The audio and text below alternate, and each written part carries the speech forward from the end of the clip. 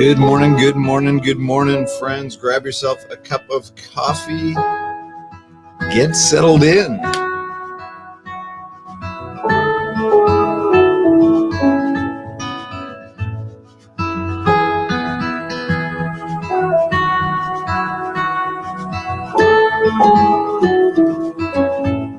Good morning, good morning, good morning, friends. How the heck are you? Happy New Year's Eve. Welcome to Men Up with Mike, your New Year's Eve edition. My name is Mike Cameron. As I hope you probably know, we've probably met before. And today I'm super pumped because you don't just get to listen to me ramble on, I think we're at episode 182, something like that. I didn't actually document it this week, because it's been kind of a hit or miss week for me, but drop me a note in the comments. Let me know you are here. Hey, good morning, Justin. How are you doing, brother? You guys are pinging me on our WhatsApp group chat. I love it. Good morning, Kathleen. How are you? I haven't seen you here in a while. All right, this morning, I'm super pumped because I have a guest who has a fascinating story to share with, as you can imagine, a cause and a purpose, which is kind of why we do these things, is to have this conversation around how we can more fully show up in life. And this is a dude that's fully showing up in life. And so I'm really excited to share with you Paul's story. Paul, how you doing, man? I'm good. How are you, Mike? I am doing fantastic. Welcome to the show. If I pause and read comments, that's what I'm doing. But I'm super, super stoked to have you here. It was great to meet you. I think just last week or even earlier this week. I don't know. Time's a blur in these holiday times. So I'm super excited to share your story with us. Yes. Well, first of all, thank you for having me on the show today. So basically, my story begins. I was about approximately 24 years old. Live in Regina, starting to wake up in the morning in tears. And I remember I would, go to the shower and try to hide the fact I was crying. I was dating a girl at the time. And this went on for a little while, and I wasn't sure what was going on. And I recently just lost my aunt, who I wasn't seeing as much as I would like. I lost my aunt to MS. And then starting to find out that my dad was getting investigated for fraud back at home in Lloydminster. So what did I do? I decided to open up. I took that one step forward. I've heard people not open up. What happens? The outcome to it, and I didn't want to live my life like that. And I didn't want to have anything bottled up. So I went to the doctor. I told him what was going on. And sure enough, I was diagnosed with anxiety and depression, and I was on medication. Of course, I was embarrassed to tell people that I was on medication. So hang on. So how long did you sort of suffer in silence, so to speak? Like, how long did it take you before you had the courage or took the step to decide to go see a doctor? Honestly, when I look back, I think I've suffered with anxiety and depression probably a couple of years before. But I think I always battled anxiety probably my whole entire life, and right. Didn't know what it was. I wasn't educated enough to know what it was, and I just kind of thought that's just who I was, and I had to work through it.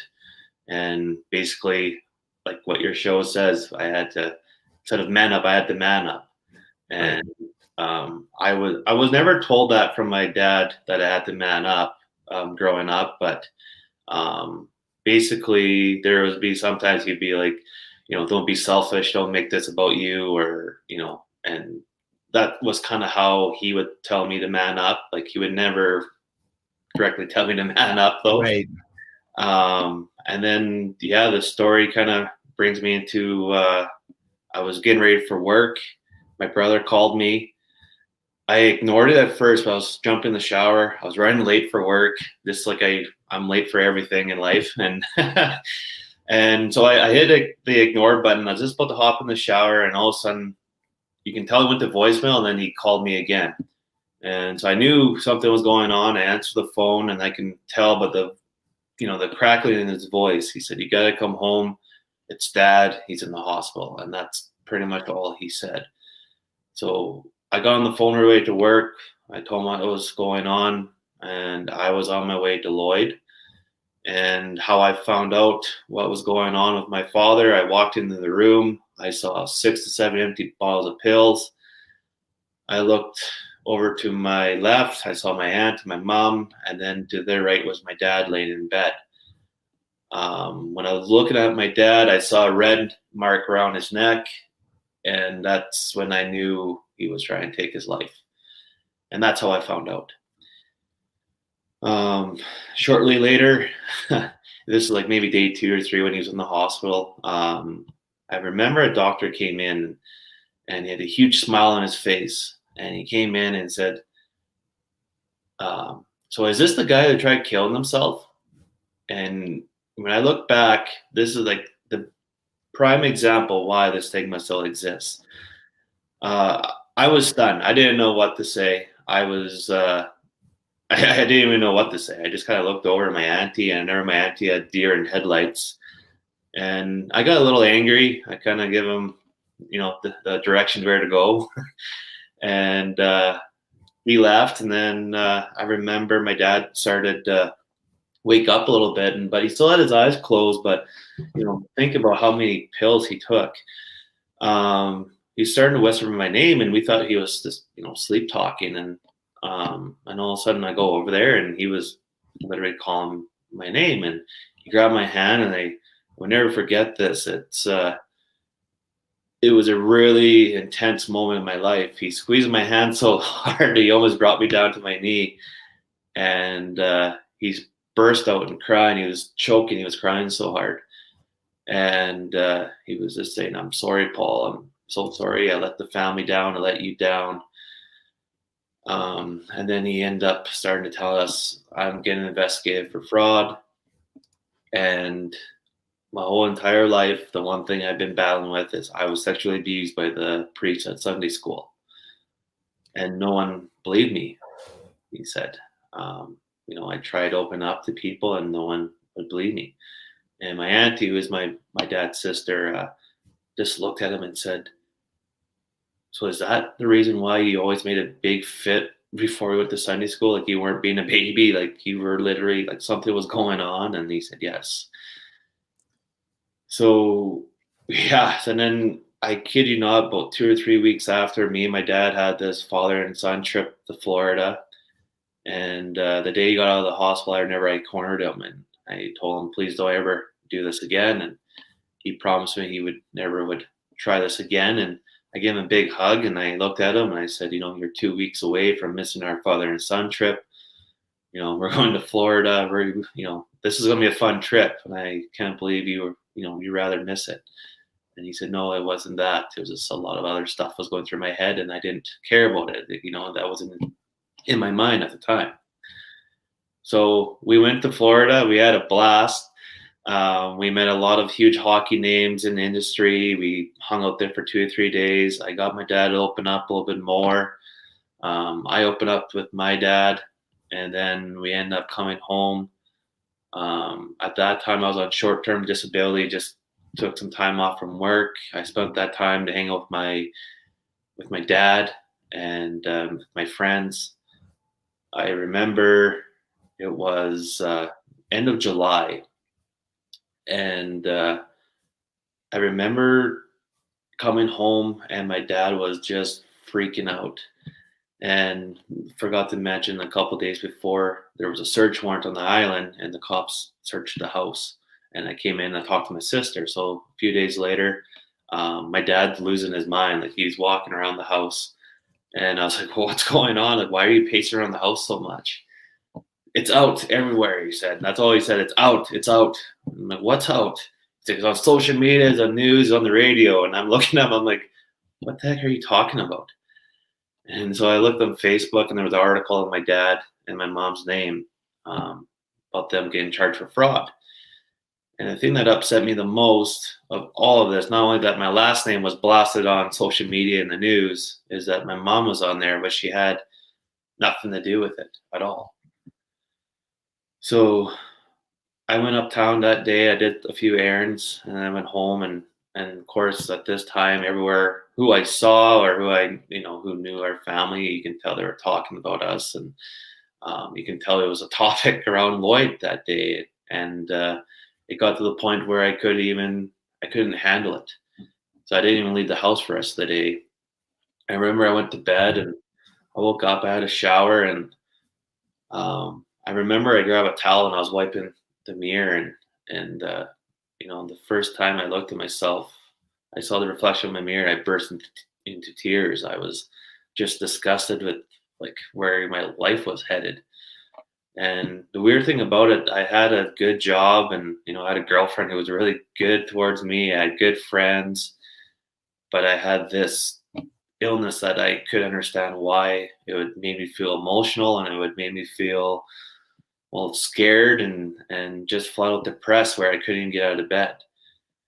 And plus, with this going on, with the investigation going on, what I ended up doing, I got dressed and I got in my vehicle. I went to the liquor store and I bought a bottle of whiskey and I started drinking, and I head north from Lloyd. Went to around the gas station north of Lloyd called Del Curve Shell gas station. I took a left. I never headed out west. And my thoughts were, you know what, if I take my life, but if I try to flip my truck to hide the fact I tried taking my life, then it wouldn't be that bad for my family. Then that way they think it was an accident. So there I was. Thank goodness no one was on the highway. I was basically trying to do whatever I could, try to flip my truck. And the last attempt I tried, I scared myself so bad. I just remember I came to a dead stop. And I looked around, and I just remember I was just upset with myself. I started punching the steering wheel a bunch of times, and the thoughts, I could hear my own voice saying to myself, you're a loser, you're pathetic, you can't even do anything right in life, and you can't even do this.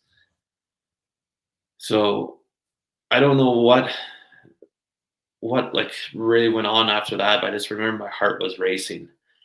And I remember I just kind of went like this, and I turned down the volume and the vehicle, and I just kind of sat there for a minute, and I just felt my heart racing. And I was thinking to myself, maybe this wasn't my time to go yet.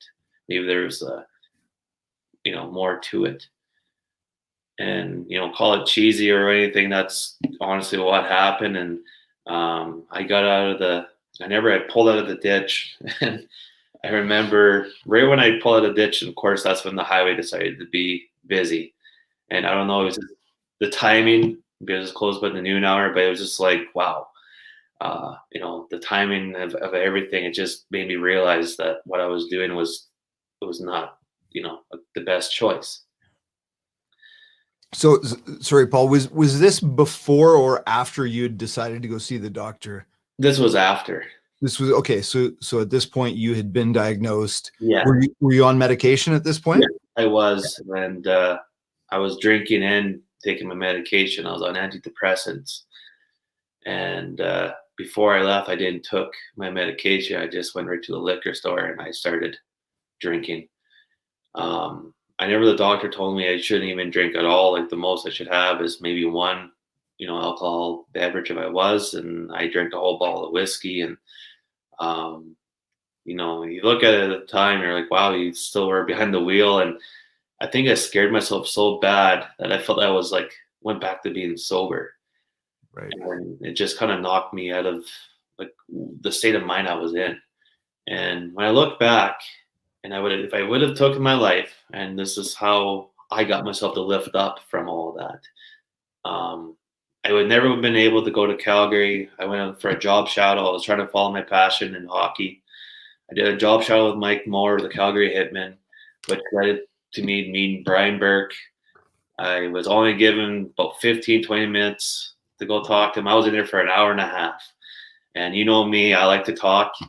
And me and him were in there, and we're just, shooting the shit. We were just going back and forth. And it was probably the most conversation I ever had with anyone in hockey.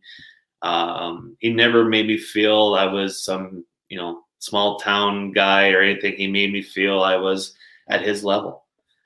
And it was the coolest experience I ever had in my hockey. When I tried to be something in hockey, but I never would have had a chance to be assistant coach for a bantam team. But you know what? I found out I was not meant to be a coach. But it was a great experience. I've learned a lot from it. I loved every minute spent time with those boys. They helped me, from everything. It distracted me from whatever was going on. And just being at the rink, it just made me feel so calm. I felt like who I was before I was diagnosed with anxiety and depression. And I didn't even really recognize what my anxiety or my depression was when I was at the rink. It just went away. Right. And then when the hockey season was over, I never went down to Arizona. I ended up meeting up with the guy. So my auntie and uncle have a place down there. And I was kind of going back and forth with him on LinkedIn. And he said, you know what, we should meet up. I really like your vision, what you have for hockey, and we should meet up. Well, never would have thought I had this opportunity to move to Arizona, be an assistant general manager and a vice president of hockey operations for this junior team. And once I went home, I went full in. I sold pretty much everything I owned, and I was going to Arizona. This was it. And weeks before I was about to make the move, things just started to happen, and it was just turned into a big disaster. Long story short, he was supposed to pay me, and what he wanted me to do is get a credit card, and he was going to pay me, and then he was wanted me to put the vehicle expenses on my credit card, and it was just starting to add up that this did not look good, didn't look legit. Right. So I backed out. And another thing I really beat myself up about, because of course, I was excited and I told everyone about it. And weeks after, I had to face myself in public and tell everyone I wasn't going. And also at this time, I was struggling trying to find a job, and I couldn't find employment. But by the time I did find a job, it was seasonal work, and I couldn't focus on anything. Even when I was at work, I couldn't focus. I just didn't have any interest, and I didn't know what my interest was anymore. I was kind of beating myself up about the whole hockey thing, because I really was hoping that was going to turn out to be something, and it didn't, or it wasn't. Right.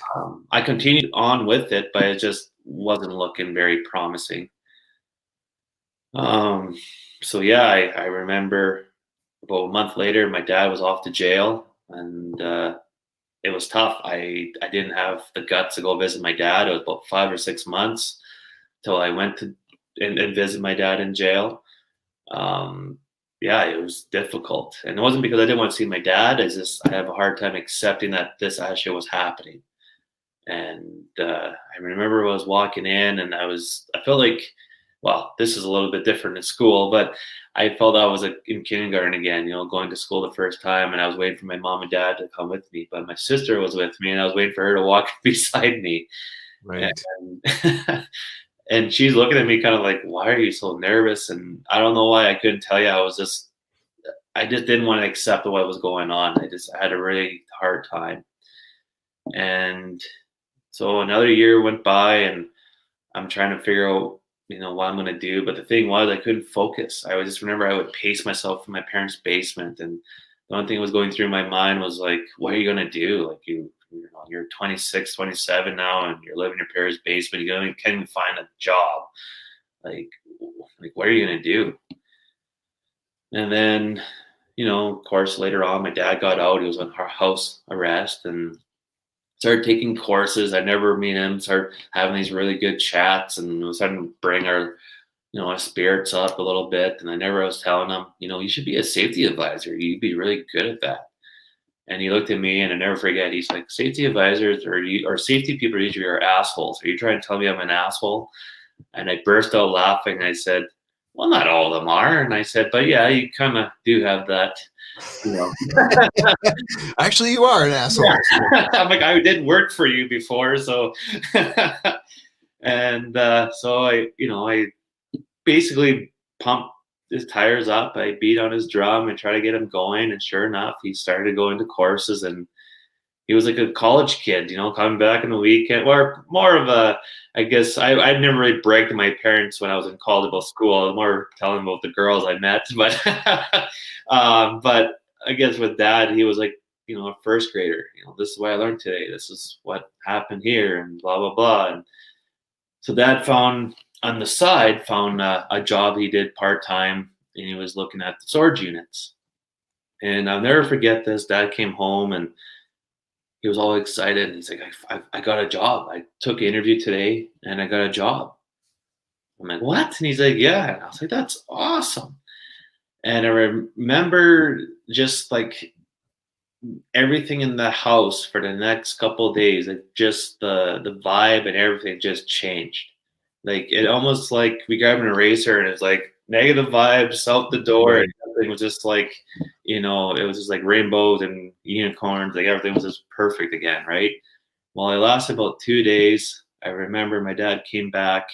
As you can tell, there's always a pattern to this story. My dad came back, and I remember I was such in a good mood, and I wasn't really thinking clearly. You know, I never really noticed the signs. But I remember that I looked at him, and the look on his face, he was depressed. It was like all over again. But I don't know why I said it, but I did. And I said, you look like, what's wrong? Look, like you lost your dog. Like, did you get fired? Or you lose your job? Sorry, that's what I said. Do you lose your job? And I looked at him, and he just put his head down, and he slowly raised his head up, and he said, I just got fired. Ooh. Yeah. And I looked at my mom, and me and my mom kind of stared at each other, and we were like, okay, what? And then I looked at Dad, and I said, what do you mean you got fired? He said, well, I was investigated by this company. This company came up in the orientation. I had to fill out paperwork. I was too scared to say anything because I haven't had a job in 4 years. And, you know, person looked out in the outside, said, well, how come we weren't, you know, honest? Well, when you're to that point, you're just scared. You're not thinking clear, right? You're mentally ill, and you're not, you know. And yeah, I remember he's like, yeah, I lost my job, and I was doing orientation. The company red flagged me. The company I was doing an interview or got the job with got an email saying, you know, Marcel is not allowed on our work sites. So later on, my dad was trying to make a plan, and of course, his plan is like way out to lunch. Like he wanted to move out of Lloyd and go somewhere else and start fresh somewhere else, and kind of start up a new life. And Mom's like, well, we can't just sell the house right now. And it's like, if you're thinking of doing this, let's give it a go. And sure enough, it kind of became a disagreement. And how my mom is, she doesn't like fights or anything like that. So she grabbed the bag and just said, look, I'm going to Saskatoon. I'm going to visit my sister and just kind of cool off. And I remember it was Chuck Wiggins going on, and there's also a ball tournament in Lloyd going on here. And I went out Thursday, Friday, and then I remember I was planning on staying in on Saturday. And I remember my dad was in the chair, and then TV was on, but nothing was like, there was this silence. And he was just staring at the TV, and I came in, and then I kind of looked at him. I said, are you okay? And he just kind of began saying, you know, in my whole life, I always had a great job, and I screwed it up. And then just that's where it kind of another intense conversation begun. And I'm still working on it, but there's still a lot of the things I don't feel comfortable sharing of the conversation. But I remember we talked, and he was trying to force me out of the house. You know, it was a tough conversation. I didn't want to leave the house. I just remember I was trying to do anything I could to avoid leaving the house, and he was not allowing me to stay. So I guess I was going out to the dance, and I picked up my buddy. I was telling him what was going on. And yeah, I ended up going to the dance. I had a great time. I, you know, started talking to people, and I was starting to feel like myself. I started to open up, and everything was going on at the time. Didn't really seem it was happening. It was kind of I guess you want to say a distraction. Right. And I was just kind of starting to feel like the old Paul again. I was very talkative and open, and met this girl, and I ended up going to a friend's house and spend the night, and I never waking up, and went to the Ball Diamonds and had a blast. The Ball Diamonds, and ended up getting picked up, and I remember going home and didn't see Dad, but I didn't think anything of it. And I went back to the Ball Diamonds, and Mom was texting me, "We heard from Dad." And about the fifth text, I said, "No, I haven't heard from him, but I'm sure he went to Edmonton, Mom, just to finish the last week of courses, because if he was, stick with his job, I don't think my dad was going to go back and finish the course." Well, he got fired, so he thought, you know what, I might as well go back and finish whatever I have left and try to find another job. Well, I remember, the same girl went back to her place after that night again, and I remember I went outside and I couldn't sleep, and I was just tossing and turning. So I got up, went outside, and I don't smoke that much, but at that time I had a cigarette and I had a beer, and I was outside, and just remember just trying to think. I'm like, maybe Dad is just in Edmonton. Like, maybe we're just thinking about this too much. And I remember I was walking to the house and I saw the reflection of myself in the window, and I don't know why. And it was just kind of weird, like, to the day I look back, but I said out loud to myself, and I just knew, "You lost your dad." And I went into the house, and I didn't really sleep a whole lot. And I never wake up like bright and early. It was like 5:30. I think I was going to bed around 3, and I didn't even sleep at all. And woke up. I'd never taken a cab. Went back to the house. I grabbed my mom's vehicle. I looked around. Well, first I looked around the house, thinking maybe Dad's in the backyard. He wasn't there, so I'm gonna look at the storage unit. I'm sure he's there. And I ended up going there. He wasn't there, and now I knew where I was going. I was off to the house where he tried the first time. So I got in the vehicle, and I remember just how my body felt. It just went from head to toe numb. I crossed the tracks, and I remember my hand just got so sweaty I couldn't grip the steering wheel, and I could feel inside my body I was getting weaker, and just thinking to myself, you know what, this is not what you think is gonna, be. He's probably there just cutting the grass. And turning around the corner, I saw the Dodge truck. I pulled up right behind the truck. I remember I looked to the right and I saw his back, and I was like, "Oh, he's here." And I put it in the park. I ran to the window.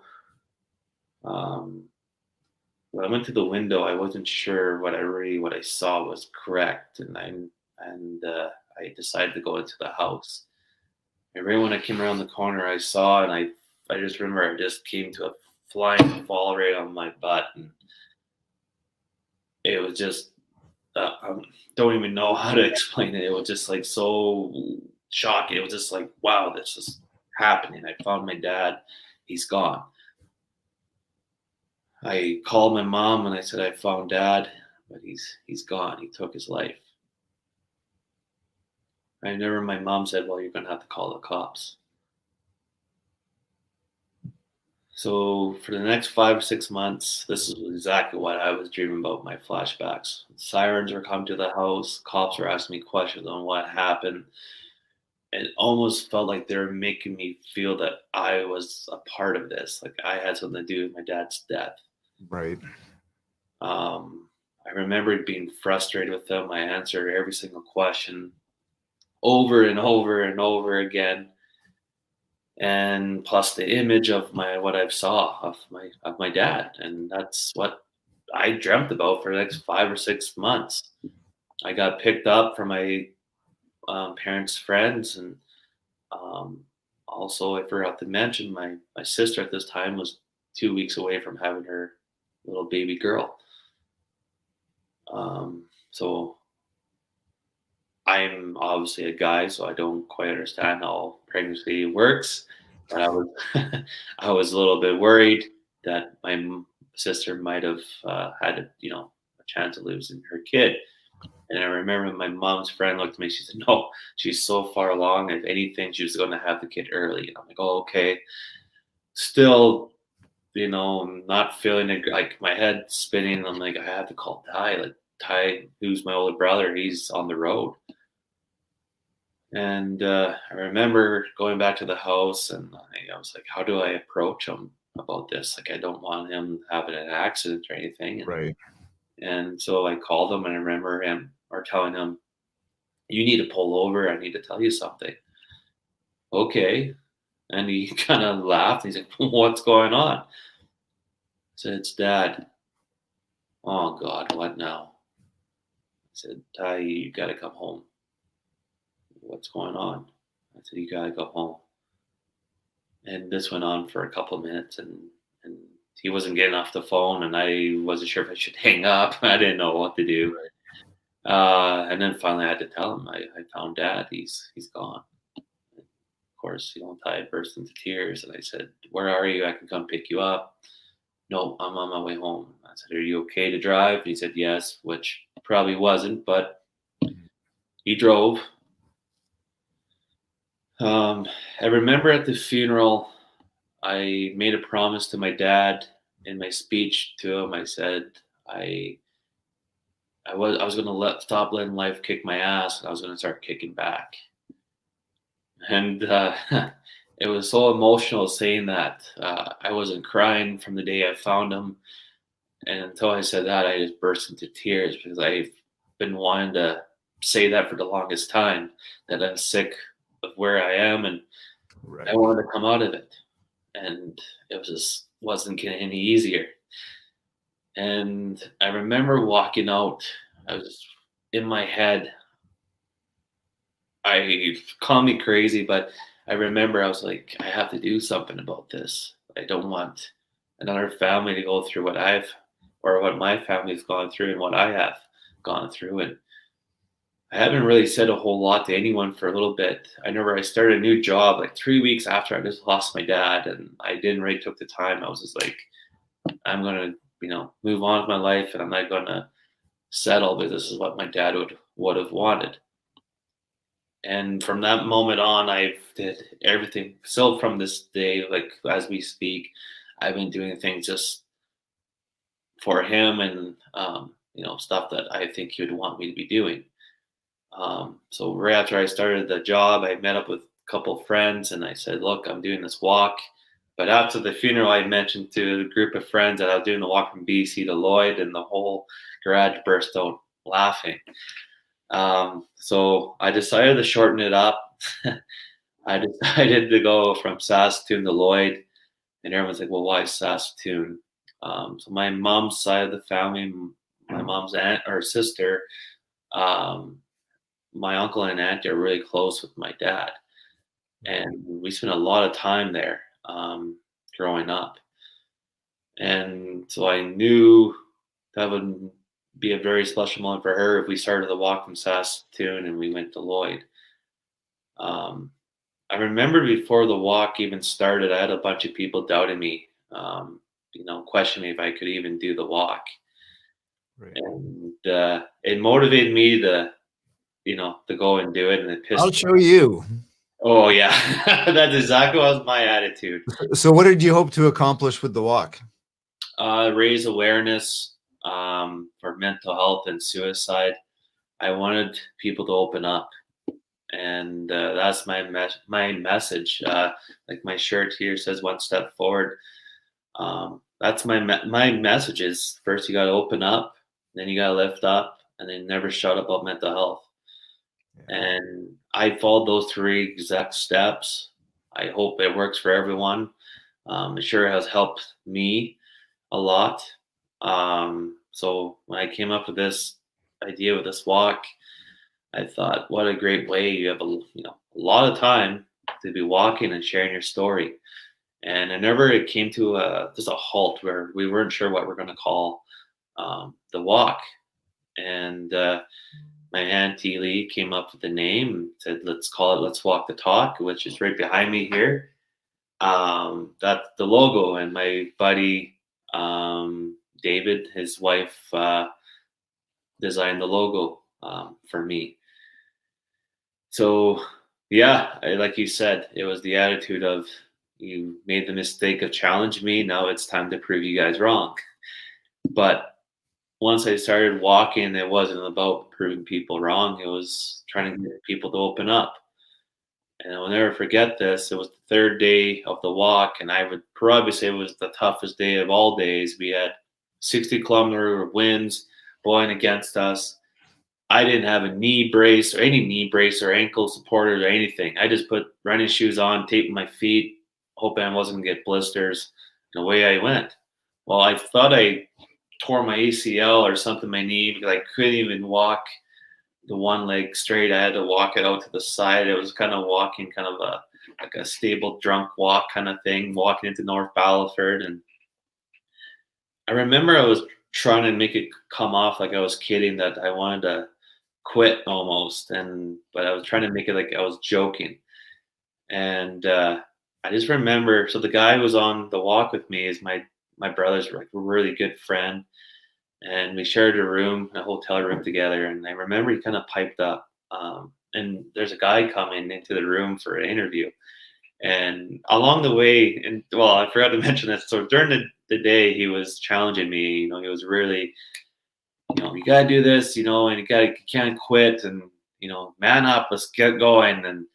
And I'm just looking at him, and he's like, yeah, I know, I'm not invited next year to the walk. And I just started laughing, and I said, well, you keep it up, you won't be in, which, all jokes. And sure, yeah, we're in the hotel room, and he said, look, bud, you came this far, you're halfway done the walk. Yes, I know you're sore, and yeah, I only walked one day. You walked 3, but you came this far. So either way, you complete this walk, you're going to be sore. So wouldn't you want to rather finish this walk than quit? And I remember I just looked to the ground and looked at him, and he's like, you hate me right now, eh? And I said, and I burst out laughing, and I said, you're right, I can't quit. So the rest of the night, I was going through my head, same thing. Can't believe he thought of quitting, And so when I tell people, when you're about to quit, just remember why you started. Just don't give up. You got to keep going. And I know it's always tough, and I had to find my way to lift up through all those things. I had to, lift up from my dad going to jail and things going on social media. And if I never took that one step forward, I never would have experienced any of this. And if I would have just sat in the basement and not even tried to follow my passion, even though I was using my passion as a distraction of what was going on, I never would have gained that strength. I never would have met all those great people in my life, and they changed me in every single way. It took me a long time to realize that life is not about getting even with people. Right. And that's the toughest part, Mike, for me. I'm still battling with that, because every once in a while when someone pisses me off, I want to get even with them, but It's not about that. So we're getting closer to the walk, and people are starting to pull over now, and it's more momentum going on, where I got more interviews happening. And I remember I'm just like, wow, this is exactly what I wanted. Yeah. And people are open up. And I remember I was in the truck, I was sore, and I had my feet up, and thinking, this, the way the day was going, it was getting a little more windy and it started to rain. Oh my God, no one's going to come. So let's have a rest. So we pulled over, and I'll never forget this. And this day was after that tough day, and it was a really special day. So my little sister came out, and I will never forget this. So her feet were sore, and then all of a sudden she started wearing my flip-flops. And I was like, I don't know, that's the greatest shoes to be wearing walking the highway, but hey, give her, right? And yeah, we looked like a bunch of rednecks too. I lost my Velcro straps that went on the pallet truck. So we had duct tape on the banner. And we had this old pallet truck. It was a Ford. And it was in decent condition, but you can tell it was on one of the last lives too. So yeah, we looked like a bunch of hicks. And so anyways, I had my feet up, and I will never forget my sister come up. She's like, Paul, there's someone here. And at this point, I was kind of, I wouldn't say I was frustrated, but I was really kind of like short with everyone. I kind of told everyone I need my space. Yeah. And, but there's a lot of it was bringing me back through all the tough times I went through. And it brought me back when I tried to take my life. And so I'm getting very emotional now. And this lady came up, and I remember I came in the vehicle. I'm like, what is it? She like, this lady wants to talk to you. So I go over there, and I just remember her. She's just bawling her eyes out, and it just got really emotional. And I just looked at her and I said, "Are you okay?" And she said, "What you're doing here is unbelievable." And she said, "My son took his life 2 days before your walk." My knees was just shaking like Bambi on ice, and I didn't know what to do. And I just looked at her. I'm like, I didn't even know who this lady was, but I just put my arms out and I hugged her, and I didn't know what else to do. And I said, I just remember saying, "Yeah, it's, this illness is tough. Like, this stigma needs to end." And I said, "You're more than welcome to walk with us. It's been helping me." She ended up walking with us for about 5 kilometers, and then we ended up bringing her back to her vehicle. And I just remember everyone came running up, and they're like, "How did that feel?" And I said, "I felt unreal. Just have, someone I have no idea." And we just shared that moment with each other about our story. And for me, just to have a break from telling mine, because, all the interviews, I just had that chance to listen. And it might be a shock to you, Mike, but I actually like listening more than I like talking. And it was just a nice change. And the more I got closer to Lloyd, it just started to heat up.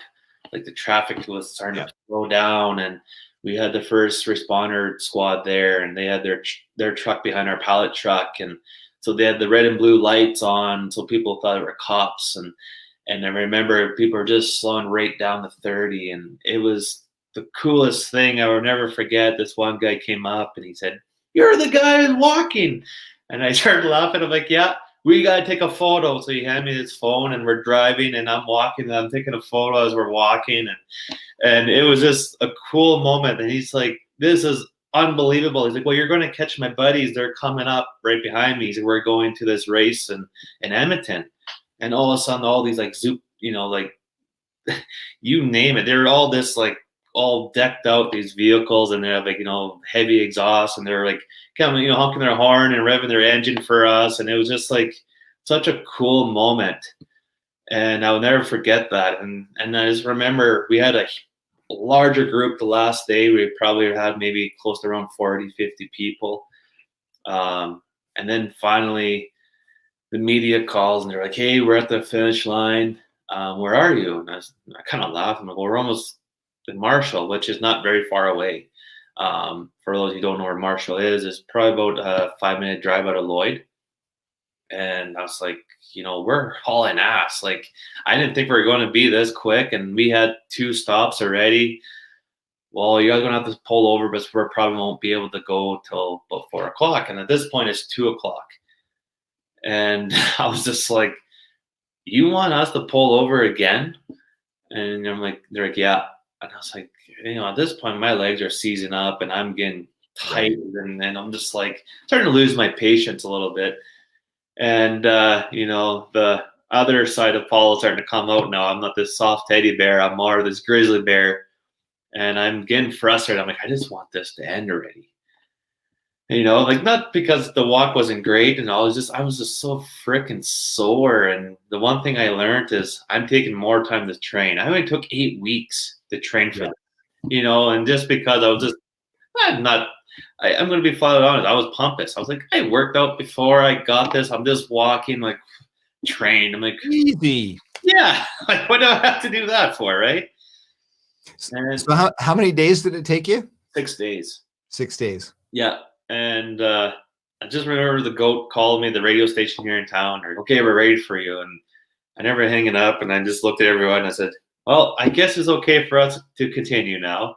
And everyone just burst out laughing, and my mom kind of hits me, and she's like, "Paul." I'm like, "What?" So I was like, "This is our walk. We should be this side where we at, not them." And she said, yeah, but they want to capture the moment. I was like, well, they could have captured the moment 2 to 3 days ago, like everyone else. And just that was my attitude. I was just so bitter, and I don't know why. I was just like, let's get this, thing done already. And I just remember so way outside of Lloyd, we had this the only overpath, but no one uses it.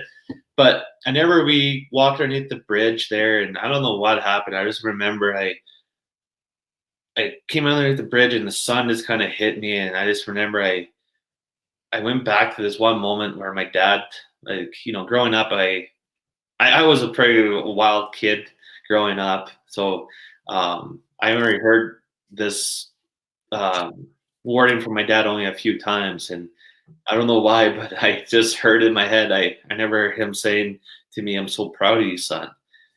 And it just kind of brought up to the next moment that, why am I going to walk across the finish line? That's boring. And I just started sprinting. And I remember the first respond crew came flying past me and then circled right in front of the oncoming traffic. And I remember there was a bunch of squeaking of the tires and people going like this. And then all of a sudden they saw me running, and then everything just stopped. Everyone got out of their vehicle and they watched me run. I literally looked like Forrest Gump running. I was very sore. I had my pelvis out of place. My back was all out of place. But that didn't matter. I was going to finish this strong. And I never finished anything out strong. I never finished anything in my life. And right.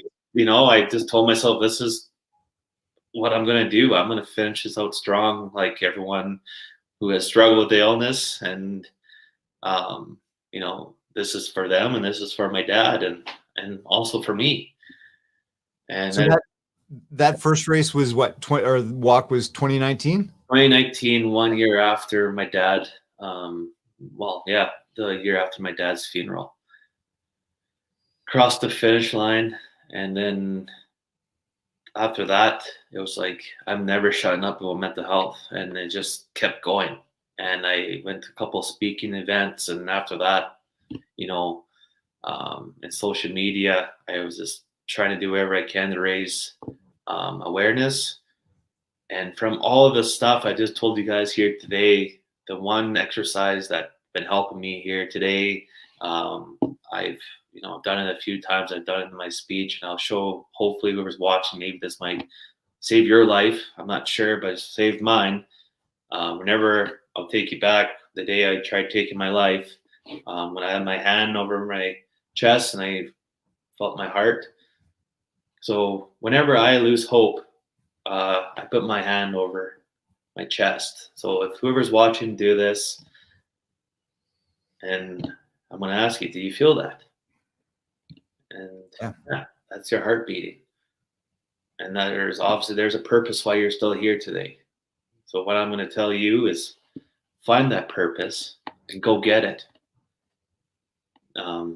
We are only here a short time in life on this earth. And it took me about 28 years to find what my purpose is. And I always have a passion to helping people. And you know what? I think I found what I was here to do. And I love this exercise. I don't know how many times I've done it in the last couple of weeks, just because with COVID and trying to make my nonprofit organization registered. And, before COVID came, we had all these events planned, and we're going to raise all this money. We're going to get registered. And now it feels like we're starting back at square one. Last year we had a virtual walk, which still was great, but didn't have the same meaning as the highway, and I always tell people, if I never took that one step forward and went with the walk, I never would have, and Alan Keller, I never would have ended up meeting him. I met him through Tyson Williams, who I met on the highway. Tyson brought me up to Michael Lansberg. I never would have did that. You can catch the video, the YouTube interview on there, and it's pretty funny. He chirps me pretty good on the interview. It's a good interview. And also I end up meeting you. So, right there are three men, and plus me, there's four men who are trying to raise awareness, for this mental health. So if I never took that first step forward, and if I would have just did what I always did, just gave up, I wouldn't be here today. And so that's why I think my message is very powerful. I I took the courage to open up. I took the courage to lift off from all the bullshit I went through in my life, the patterns, and I've been trying to, clear the path for the rest of us guys. I think Alan says it the best. 9 out of 10 men rather take a punch in the face than to open up. Yes. Yes, absolutely. Right? Yeah, rather than share how they feel. Absolutely. Yeah. Absolutely. And I just love that quote. I wish I would have kept up with it before Alan, but you know what? I'm so happy that Alan came up with it, because when I listened to his video and his speech, it just spoke to me. I never had any like serious addictions. I drink, but I don't, after the walk and all that, I kind of cut it down quite a bit. And just been slowly cutting it out of my life. Yeah. And just been, thinking to myself, if I'm going to be a mental health advocate, I shouldn't be out partying. And right. Even if I am having a social drink, it's still, you need to make sure you're walking the talk. Exactly. Thank you.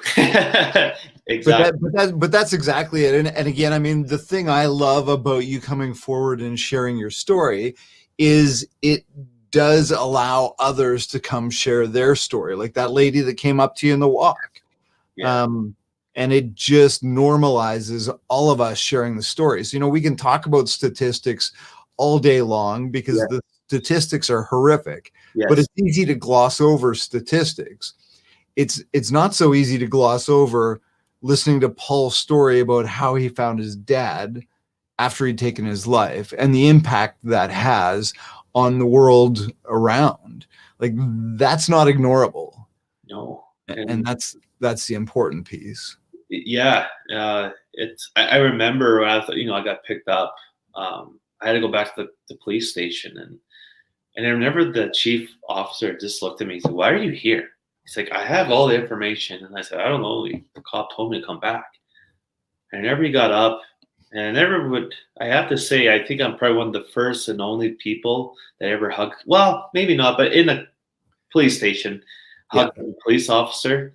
I know police officers go off and, into the crime scene and probably hugged a lot of people, but I never, this police officer came to me and hugged me and they said, "I know your dad's story and everything that has happened. I just want to say I'm really sorry that this happened. And I'm not sure why the police officer that works for me would ask to come back. I'm really sorry," he said. And that, to me, I went from hating police to now gaining respect. And it just took that little time. And it's amazing to see what a little bit of empathy and compassion can do to sort of shift perspective. And I think that's a lesson for all of us. Absolutely. Yeah. One of my good friends said to me, it was after Colleen was killed. He said, just about everything wonderful is on the other side of something shitty. And it is. Completely agree. Absolutely. Yeah. And it's hard to remember that when we're in the shitty, but I hang on to that a lot. Like, almost everything amazing is on the other side of something shitty. Like, wouldn't you wish, Mike, that someone could just sit you down and not really, like, I wouldn't say like a friend but just someone, I don't know, like you want to say maybe an angel or someone just can just sit you down and said, "Hey, everything's going to be okay." Yes. And at the time, I think, I don't know how many people told me that. And I looked at them, I'm like, "Are you kidding me? Like, look in the pattern. Everything that went well, something came up. Well, something came up." I was like, I'm like, I have a hard time believing that. But now the light's starting to shine a little bit brighter for me. And I wish I can honestly sit down and tell someone that. But I know I would be doing it, talking to myself when I was going through that. And be like, "Yeah, okay, this guy's full of shit." Right? Well, but that's the thing, right? It takes so many different ways to say the same thing that, I can say the same thing that may land with somebody and may not land with somebody else. And when you say it, it may land with that somebody else that it doesn't land with from me. So this is not a one and done thing. This is a collective effort, that we all have a opportunity to share stories and really, as you say, just never shut up. Yeah. When it comes to mental health. And I think that's critical. So tell us, where can people find you? And I guess I'm assuming you probably don't have firm plans for 2021 yet, because I don't know that any of us have any firm plans for 2021. Well, I will say this. I'm trying to be positive. I'm trying to pretend that, well, I shouldn't say pretend. I'm going to go with that restrictions with COVID is going to be gone. In August, I'm going to be doing the walk from Regina, Saskatchewan to Lloyd, 532 kilometer walk. Hopefully have the same kind of message, open your store, open up and share your story. But if there's restriction, I'm going to do solo walking by myself. Right. I have a Facebook page. It's called Let's Walk the Talk. I also have a website. I believe it's on my Facebook page. You can see my website. I also have, we're also right now working underneath the Thorpe Recovery Center here, right outside of Lloydminster. Nice. So you can visit Wandering Wild, it's called, apparel clothing store here. The funds are going to the Thorpe Recovery, so we're trying to help decrease the cost of getting a bed for people. Right. This is kind of what the t-shirt looks like. It says my message. It's a very, like I said, I had a lot of meaning behind this. This didn't happen over, night, and it took a lot of time and a lot of healing. And I'm just glad I am where I am today. And so yeah, if you want to follow the walk, I'd be more an honor. I would love you guys to keep following us. We need the support. The support is amazing. What I have right now. And we want to keep raising money for the Thorpe Recovery Center. Awesome. Well, Paul, thank you so much for joining me today. I'll make sure we drop links on Facebook and LinkedIn, so we get links to find you, so that if people want to have a conversation more and learn more about your story and how they can get involved and how they can learn to never shut up. Yeah, exactly. Mental health, that would be awesome. Yes, thank you, Mike, so much for having me. No, that was great. Thanks again for sharing your story, my friend. Yes, thank you. All right, my friends, as always, continue to make